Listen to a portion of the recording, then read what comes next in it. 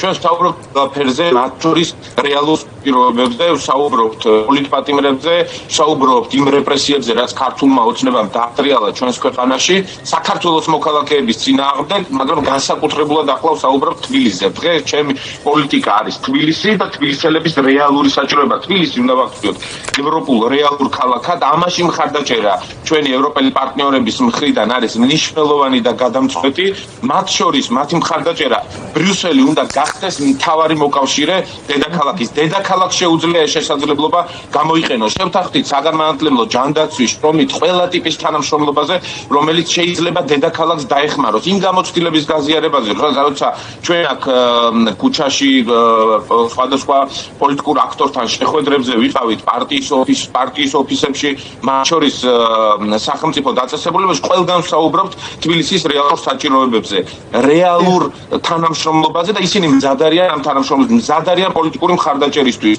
მაგალითად, ბრიუსელის ევროპის დედაქალაქის მერი მზად არის მაგალითისთვის ვამბობ, სრულიად მალე თუ თბილისელები გადაწყვეტენ, მივიდნენ არჩევნებზე და უარი უთხრან კორუმპირებულ რუსულ მთავრობას თბილისისა, მზად არის რომ მორიგი შეხვედრა სულ რამდენიმე კვირაში გაიმართოს თბილისში, სადაც თბილისელები მიიღებენ ევროპის დედაქალაქის მთავრობის მხარდაჭერას. ამაზე ვმუშაობთ ჩვენ და ვმუშაობთ ყველა იმ საჭიროებაზე, რაც ამ ქვეყანაში არსებობს. კალაძე, რომელიც ვერ გამოდის ქუჩაში, როგორც კორუმპირებული, როგორც რუსული დაკვეთების შემსრულებელი, მერი და თბილისის მთავრობის ეგრეთ წოდებული წარმომადგენელი, ვერც ევროპაში ვერ ჩამოდის.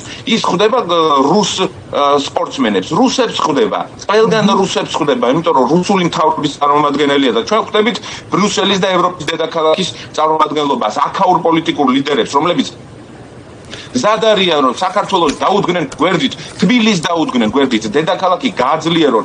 რასაც ვხედავთ ახლა ჩვენ ამ ქალაქში, ეს სჭირდება სწორედ თბილისს, სჭირდება საცობების პრობლემის მოგვარება, სჭირდება გამწვანება, სჭირდება ის სოციალური ზრუნველყოფა, სჭირდება ის საგანმანათლებლო სივრცეები, რაც აქ არსებობს, სატრანსპორტო პოლიტიკა. ეს გამოცდილება მათი მხრიდან მზად არის, რომ ჩვენ გავიზიარონ, მათ შორის რესურსულად, ეკონომიკურად დაუჭირონ მხარი თბილისის განვითარებას. ეს მთავარი კავშირი ჩვენ უნდა შევქმნათ. და ჩვენ ეს კონტაქტები და კომუნიკაცია ნდობა მათი მხრიდან გაგვაჩნია. კალაძეს გააჩნია მხოლოდ პუტინის რუსეთის ნდობა.